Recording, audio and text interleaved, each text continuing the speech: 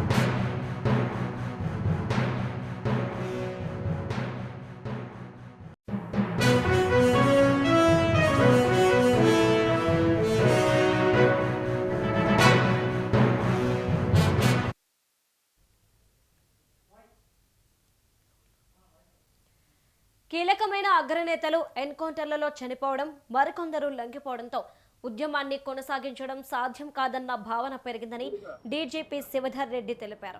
అంతేకాకుండా పార్టీలో అంతర్గత కలహాలు ఎక్కువ అవడంతోనే మావోయిస్టులు లొంగిపోతున్నారని వెల్లడించారు. హిడ్మా, బర్సే దేవా ఇద్దరు ఛత్తీస్గఢ్ లో ఒకే గ్రామానికి చెందిన వారని డీజీపీ చెప్పారు. మావోయిస్టులకు ఆయుధాల సరఫరాలో బర్సే దేవా కీలక పాత్ర పోషించారని తెలిపారు. ఆయనపై 75 లక్షల రూపాయల రివార్డు ఉన్నట్లు డీజీపీ శివధర్ రెడ్డి చెప్పారు.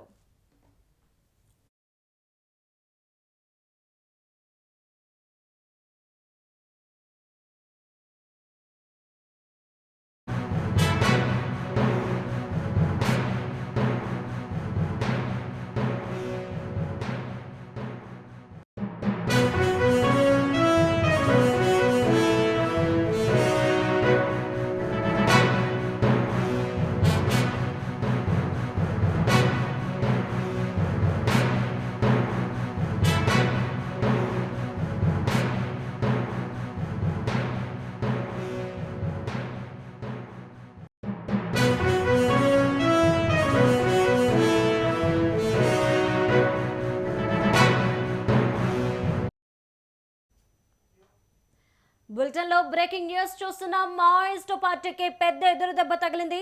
తెలంగాణ డీజీపీ ఎదుట మావోయిస్ట్ అగ్రనేత బర్సే దేవా లొంగిపోయారు. ఆయనతో పాటు మరో 19 మంది మావోయిస్టులు కూడా లొంగిపోవడం సంచలనంగా మారింది. దేవా ప్రస్తుతం గెరిల్లా లిబరేషన్ ఆర్మీ చీఫ్ గా ఉన్నారు. ఇక హెడ్మా ఎన్కౌంటర్ తర్వాత మావోయిస్ట్ పార్టీలో కీలకంగా వ్యవహరించారు.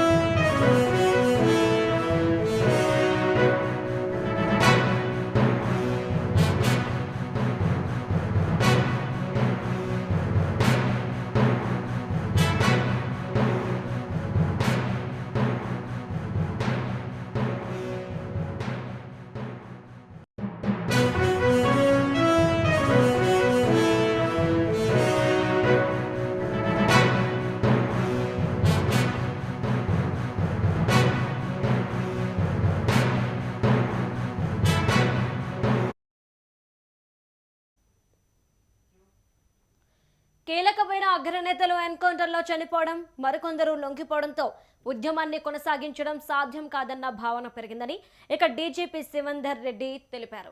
అంతేకాకుండా పార్టీలో అంతర్గత కలహాలు ఎక్కువ అవడంతోనే మావోయిస్టులు లొంగిపోతున్నారని వెల్లడించారు.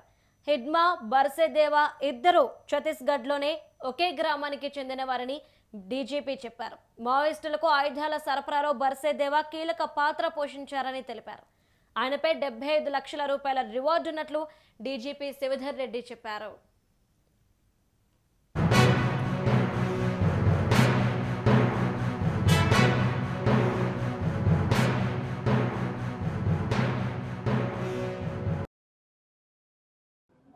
సిపిఐ మావోయిస్టు పార్టీకి చెందినటువంటి పీపుల్స్ లిబరేషన్ గెరిల్లా ఆర్మీ సంబంధించిన ముఖ్య నాయకుడు బర్సే సుక్క ఎలియాస్ దేవా, ఆయన ఆ పిఎల్జిఏ బెటాలియన్ కమాండర్. ఆయనతో పాటుగా